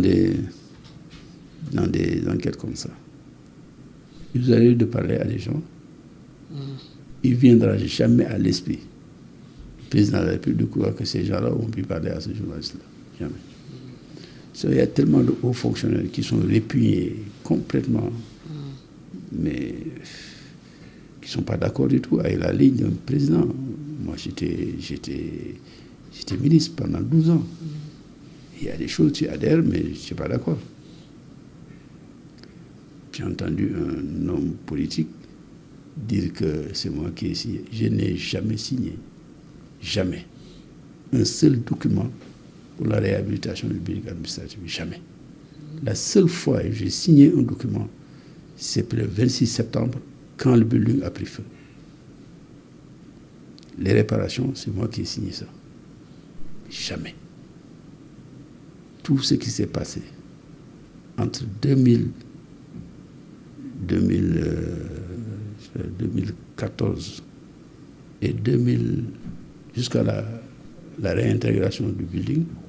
je n'ai jamais rien fait. Jamais. Ni signature de contrat, ni réception, etc. C'est moi qui ai assuré, par contre, l'intégralité du transfèrement de tous les objets, les archives nationales, qui sont en fait les archives du Sénégal, de l'AEF, le transfèrement au nouveau siège. Ça, en tant que secrétaire général du gouvernement. Oui, ça, j'ai tout fait. La réhabilitation. Mais quand vous gérez un dossier, ce n'est pas parce que celui qui l'a géré avant vous est parti que vous n'avez pas l'obligation de défendre ce qui a été fait par l'État. Et c'est ça que j'ai fait. J'ai entendu un député qui dit des choses, même le Premier ministre actuel le dit, mais je n'ai pas géré ça. J'ai géré par contre tout ce qui a concerné la reprise des travaux pour les 3 niveaux qui ont été brûlés. Ça, c'est vrai. Et puis, vous savez, l'administration, ce n'est pas quelque chose de simple. Je préfère m'en tenir à ça. Oui, on comprend. Alors, naka la déclic bi ñëwee, naka nga gérer transition bi entre journaliste et politique? Oui, j'ai souvent pratiqué de loin la politique. J'ai suivi la politique depuis que je suis journaliste. Ñu ñëwaat ci wolof bi. Waaw, enfin, politique bi, du ma ko daan def man sama bopp. Ok. Mais c'est une forme de pratique aussi. La proximité avec les politiques vont jusqu'à ce que vous reprochez un certain nombre de choses. Je vais vous dire, dans l'affaire Idrissa Seck, je suis convoqué à la DIC pour établir des relations avec Idrissa Seck. Le commissaire de la DIC me dit, quels sont vos rapports avec l'ancien Premier ministre? Tel. Ci affaire chantier Thiès yi. Ma ne ko, mes rapports avec lui, ma ne ko, je l'ai connu depuis presque 10 ans. C'est un jeune frère. Je ne peux pas dire c'est un ami personnel, mais on est très proches. Parce que mon patron me l'avait présenté. Je trouve un garçon brillant, intéressant, extrêmement futé quand vous discutez. Nous avons ce rapport. Oui, mais ce n'est pas ce que les renseignements disent. Alors, parfois, les renseignements disent la vérité, mais parfois aussi ils exagèrent ou même ils inventent les choses. C'est votre ami? Non, c'est pas un ami. Par contre, j'ai des amis politiques qui me sont très très proches, très, plus que lui. C'est lesquels vous avez intérêt pour ça? Ça aide votre enquête. Mais si. Moussa Niasse, nous sommes tous du Saloum. C'est vraiment quelqu'un qui m'est très proche. Il me prend comme mon jeune frère. Ouais, parce que je le fréquente chez lui, en privé. Et Abdoulaye Bathily, j'ai dit voilà, ça c'est des amis politiques. C'est la vérité. Je ne vous cacherai pas la vérité. Par contre, il sait que, oui, effectivement, on a des relations qui m'ont été très bénéfiques du point de vue de son rapport à la politique et son ancrage dans le Parti démocratique sénégalais, avec lequel je travaille professionnellement parlant, mais pas plus. Ah bon? Il paraît que vous avez construit votre propre maison. Tiens, vous voulez savoir comment? sa kër gi Sacré-Cœur. waaw mu laaj la doo def ba tabax. waaw comme vous avez fait, vous êtes fonctionnaire, non? Certainement, vous ne gagnez pas mieux que moi. Et vous avez construit une belle maison aussi. Ah non, je ne suis pas concerné. Oui, mais vous me posez la question, comment j'ai fait pour construire une maison? J'ai construit parce que j'étais consultant pendant 4 mois au Burundi. Ensuite, je suis allé au Congo, Zaïre. C'est moi qui ai procédé à la mise en œuvre de la réforme de l'administration publique, du renvoi des fonctionnaires en matière de communication. C'est moi qui l'ai fait. J'ai gagné l'argent. J'ai été en Côte d'Ivoire pendant 1 an, où j'ai été grassement payé. Oui, par le PNUD. Oui, en plus, quand j'ai construit ma maison, les premiers 25 millions que j'ai mis là-bas, 30 millions plutôt, mais c'est l'actuel directeur de cabinet du président de la République qui me l'avait prêté quand il était directeur de la banque. D'ailleurs, quand je suis revenu pour augmenter, non, tu vas aller au-delà de la quotité saisissable, machin, etc. J'ai dit d'accord. C'est là où je suis allé travailler, j'ai gagné là, je l'ai construit. Il n'y a même pas d'hypothèque dessus. boobu dafa yaakaaroon ne Idrissa Seck dafa la jox xaalis. Oui, si. Malheureusement, je n'ai pas eu cette chance. Il y en a qui l'ont eu. Je n'ai pas eu cette chance qu'on ait construit ma maison. Et heureusement d'ailleurs. Heureusement. Non, mais écoute, ici, ils te disent n'importe quoi. Une fois que tu vas à la police, c'était ça. Mais je me souviens d'ailleurs, quand je suis allé à la police, il y avait des gens qui sont arrivés là-bas. Moi, je ne savais même pas que... Mais les radios, à l'époque, c'est plus... Ouais, Ablatif Coulibaly, allez à la DIC, comme vous faites actuellement. Et puis, il me dit, mais ces gens-là qui sont venus ici, ils ne savent pas que vous êtes un citoyen normal, ordinaire, mais encore plus qu'ordinaire d'ailleurs. Mais moi, je ne les ai pas appelés. Mais c'est mon nom qui les a fait venir ici. Aussi, le journaliste là, qu'est-ce qu'il a fait? Ils ne s'attendent pas du tout, certainement, à ce qu'ils disent que je participais à un coup d'État. Complot contre lui. Attentat à la sûreté de l'État. Enfin, voilà. Merci. Alors, nga dugg ci politique, nekk ministre, nan nga dundee expérience boobu? C'était formidable pour moi. C'est pas très compliqué. Okay. En toute chose, il faut s'assumer. C'est tout. Je me suis assumé, aucun regret. Quand je suis allé en journalisme, j'ai quitté le journalisme. Définitivement. En politique, oui. Je l'ai dit à tout le monde. On ne peut pas me reprocher de soutenir le régime politique dans lequel je siège. Et on ne peut pas me demander non plus de les vilipender, de les critiquer. Pourquoi? C'est déloyal de ma part. Non. Quand je suis dans ça, je suis dans ça. J'ai quitté. Vous savez, aux États-Unis, quand vous êtes journaliste, comme au Canada, c'est des règles absolues. Quand vous revenez dans le métier, vous avez 1 à 2 ans, 1 année ou 2 ans de probatoire. Vous êtes dans la rédaction. Vous pouvez aider à la correction des copies, etc. Mais vous n'êtes jamais responsable d'une publication. Vous n'êtes jamais impliqué directement dans la production de l'information. Jamais. Jusqu'à la fin des 2 ans, vous revenez et vous reprenez votre plume. C'est une pratique saine pour moi. Voilà. J'ai appris ça au Canada. loo jàngee ci wetu Macky Sall lan nga jàpp ci moom tey après avoir cheminé ensemble dans un gouvernement. C'est un homme extrêmement généreux pour son pays. Beaucoup d'ambition. Qu'il y ait eu des erreurs, comme je sais,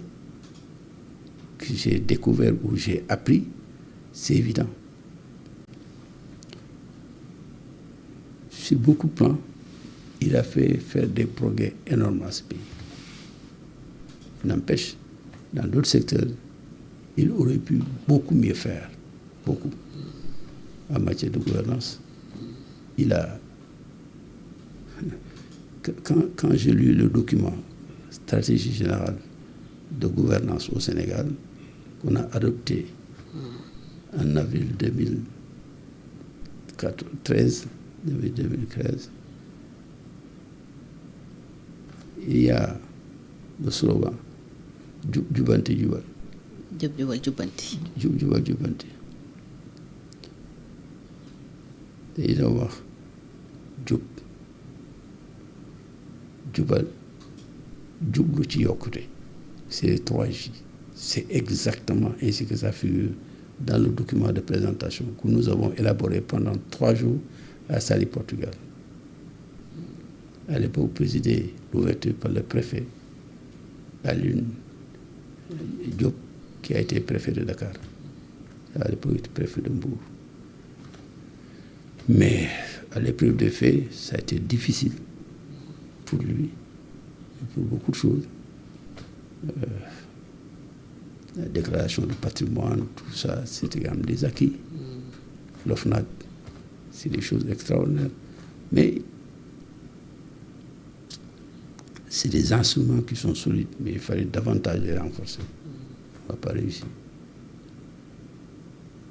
Et toutes les péripéties de son départ, voilà, c'est des choses qui auraient pu être évitées facilement. Parce qu'il en avait la volonté et il en avait la capacité politique. En revanche, ce n'est pas parce qu'on peut avoir des divergences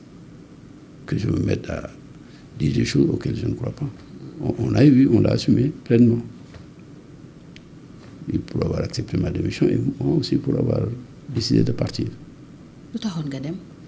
Je l'ai expliqué publiquement. Je ne pouvais pas... Pour moi, il y a 2 choses qui sont essentielles. En politique, dafa am ñaari affaire yoo xam ne c'est essentiel. Ben, pour moi, comme il le disait, il ne ferait pas moins que ses prédécesseurs. Son départ a été quand même chaotique, il faut le reconnaître. Et pour moi, l'État est sacré. Pour aucune raison, on ne peut réduire l'État parfois à une chose, c'est pas possible. Je me rappelle quand Obasanjo est venu à Dakar,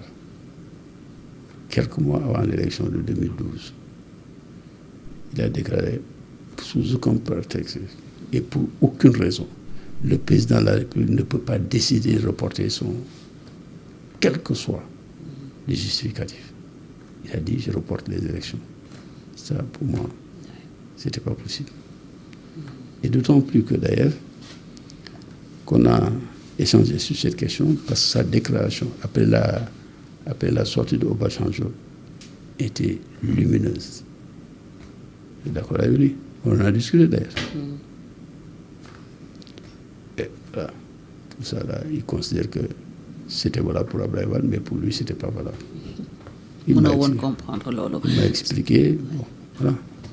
soo waroon seede tey dara ci Abdoulaye Wade mi ñuy waaj a màggal centenaire am lan lay nekk. C'est un grand monsieur, un grand homme. C'est parce qu'on a eu des divergences que je me mettrais à dire qu'il n'est pas non. Il a... Ce que je dis souvent, nous aurions eu cet homme 15 ans avant, il aurait été formidable. Il est arrivé à un âge où il est arrivé au pouvoir. Bon, je n'ai pas dit qu'il n'avait pas la capacité, si. Il y avait la volonté débordante, mais il n'avait plus les capacités, cette organisation. Il s'est reposé sur les jeunes. Et ensuite, il y a eu une étape où son fils était un peu trop présent. C'était pas bon pour lui. Karim. Bien sûr. Mais il a fait de grandes choses par ses idées, par sa volonté. On ne peut pas faire comme s'il n'avait rien fait. C'est pas vrai. Il ne faut pas dire ça. C'est que le sacrifice personnel qu'il a consenti pour consolider la démocratie sénégalaise, c'est quelque chose de... Voilà. Pour ça, d'ailleurs, j'ai toujours quelque part, j'ai toujours dit quelque part qu'il a été un formidable adjuvant pour le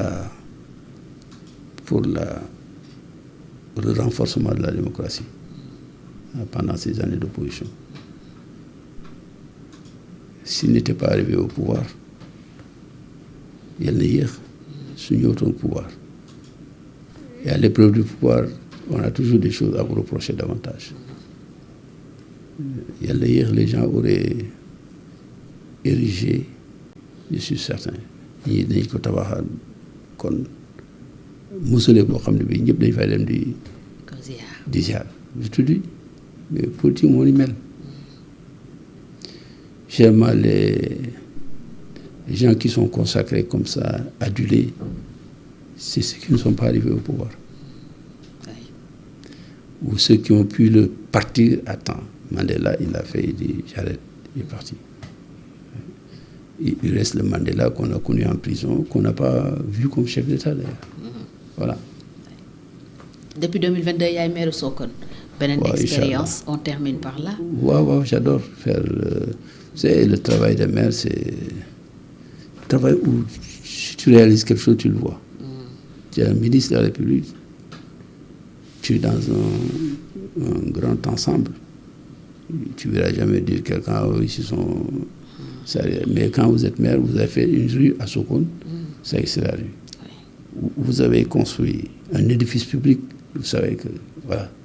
on va compter, on va dire ça, c'est quand le maire était là. Et puis vous le faites pour des populations avec qui vous avez vécu depuis votre tendre enfance. Donc, nous avons 4 candidats pour les prochaines locales. Yàlla rek a xam. Yàlla yegguñu fa des na presque juróom-ñaari weer nay xaar bu teel na pour mu wax. soo doon résumer sa parcours ci benn baat ñu tëjee loolu lan lay nekk monsieur le ministre. loolu nag yéen a koy wax man xamuma ci dara yaakaar naa ne am na lu baax lu ma def.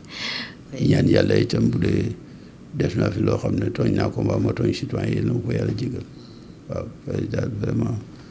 li ma def lu ndaw yi war a jàng ci sa jaar-jaar pour yow soo amoon loo leen ciy jàngaloo loo leen ciy téyeloo ce serait quoi. dara billahi dara je préfère nit ñi wax ko mais. man ma naan nañ jàpp lii ci man non je ne peux pas le dire loolu non j'ai fait ce que je devais faire je le pense maintenant ça a été bien fait parfois oui je crois parfois je ne veux pas le dire ce sont les gens qui apprécient voilà mais en tout cas j'ai toujours fait et travaillé pour le respect de la loi républicaine. Jamais je ne me suis mis en porte-à-faux